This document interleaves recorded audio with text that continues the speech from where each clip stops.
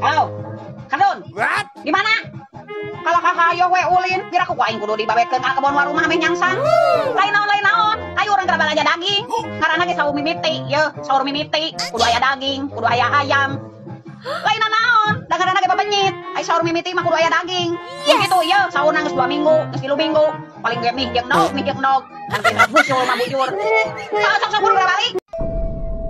Ingat lur, sing getol neangan duitna, sing sumanget usahana, mun henteu kerja keras, mun henteu berjuang ku sorangan, moal aya nu paduli, karasapan teu boga naon mah loba nu ngahina. Bener teu, baledageun. Ye, ontohon, pan maneh teh ku aing teh geus di bejaan. Nyangan duit teh henteu gampang. Ulah sok gampang nginjemkeun duit ka babaturan. Pan maneh teh nyaho jelema zaman ayeuna mah balalodor. Anu nginjemkeun kerja keras, anu diinjemanana kalakah ditagih teh teu mayar gaya bebas. Bener teu, baledageun. Munafik, pake jeung nyebutkeun teu butuh pamajikan anu geulis, teu butuh pamajikan anu deuwih, butuhna anu sabar, penyayang jeung soleh. Eta mah omongan maneh ontohon, anu mau ngaluarkeun duit. Maneh hayang ngahancurkeun mental aing jeung harga diri aing. Maneh pohoknya bahwa aing dikulilingan ku jelema munafik bermuka dua cigah maneh. Baladageun. Lolos we. Meni karek dititak puasa sakitu oge. Dengikeun ontohon, puasa satengah poe ge acan, make jeung nyebutkeun leuleus jiga mujaya kasaatan. Ye, barina oge wajar. Kira oge ditak nahan lapar maneh teh puasa teh, lain dititak nahan napas. Coba lamun maneh dititak nahan napas puasa, teu kumaha. Baladageun. Heran zaman ayeuna mah ieu. Pamajikan gendut salah. Pamajikan begang dipermasalahkeun. Aya salaki anu selingkuh gara-gara pamajikanna gendut. Aya salaki anu nyerahkeun pamajikanna gara-gara pamajikanna begang teuing. Ieu lalaki mah nu ditempuna teh fisik. Padahal mah ieu gendut begang ge sarua wae. Padahal mah awewe macan pernah ieu ngomongkeun tentang masalah fisik lalaki. Nu ditempuna ge eusi dompet. Bener teu? Baledageun. Dek sakumaha leutik hasilna, nu penting jerih payah sorangan. Sanajan teu ngarubah kaayaan, nu penting teu ngahesekeun. Bener teu? Baledageun. Tong sok sundar sindir, gableg sungut ngomong, aya kawani datang, eueuh kawani aja dong. Baledageun.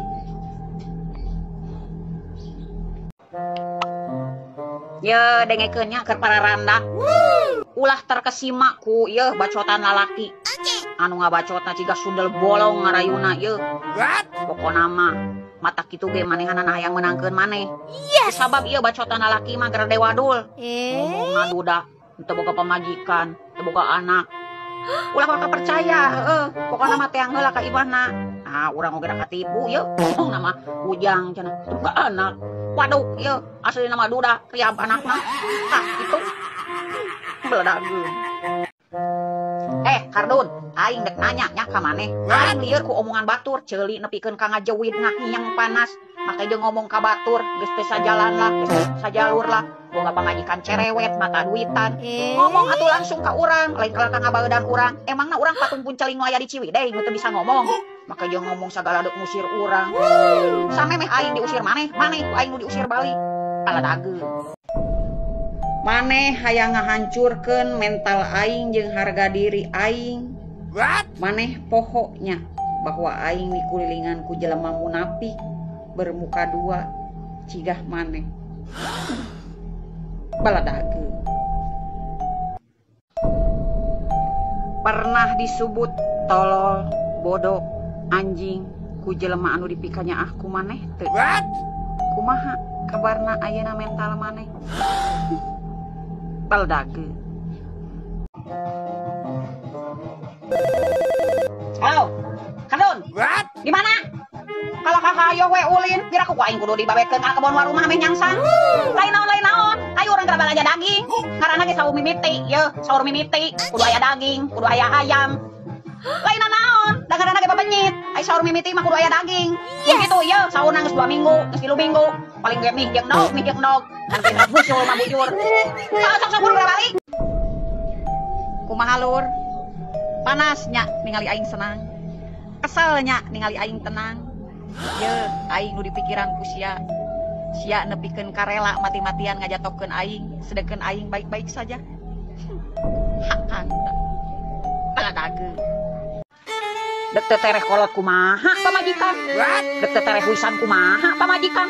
Sapopoe nanaon sagala dipikiran. Yes. Dibere duit ngasa ukur pas-pasan. Anu ngotak pamajikan. Teboga beas, gas, token listrik beak anu ngotak pamajikan. Acan biaya sakola budak anu ngotak pamajikan. Muih dina jero kudu teh dar-derdor tentang resiko sapopoe. Sedengkeun mere duit, gede teh gede, leutik teh leutik, kudu mahi. Tempo teh mahi, nu disalahkeun pamajikan. Teu stres kumaha eta pamajikan. Kaladageun. Kumaha guys? Resepnya nyen video.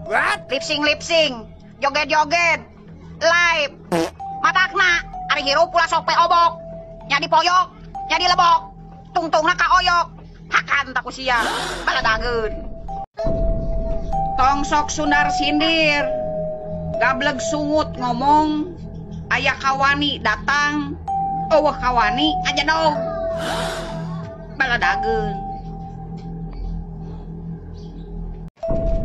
Montong sumuhun dawuh, hirup mah, sakirana maneh ditincak, dihina jeung direndahkeun, tembongkeun tah jati diri sorangan. Bener teu, paladageun. Aing mah tara pulah pilih babaturan mah jeung saha we. Mulai ti makhluk halus, orai berbisa, jeung jelema jadi-jadian.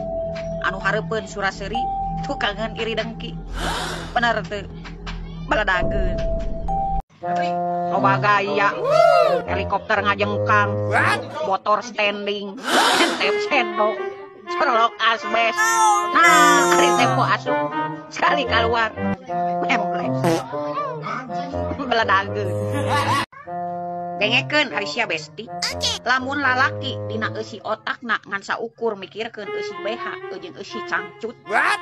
Moal baleng. Oh mau diajak mikirkeun tentang masa depan mah yeuk. Moal nyambung. Paladageun.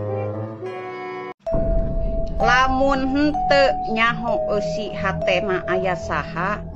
Sah henteuna kudu nyaho eusi jerona cigah kumaha. Henteu. Paladageun. Urang mah teu paduli ku penilaian mararaneh ka urang seperti kumaha.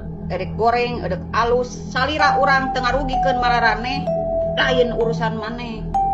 Paladageun. Dengekeun aya besti. Jadi awewe mah ulah gandeng, ulah curak carek. Komo ka salaki ieu ngalarang-ngalarang mah. Imbangi we. Lamun lalaki mah bagor ka awewe, bakal beak duitna. Lamun awewe bagor ka lalaki, bakal loba duitna. Fakta eta mah. Paladageun.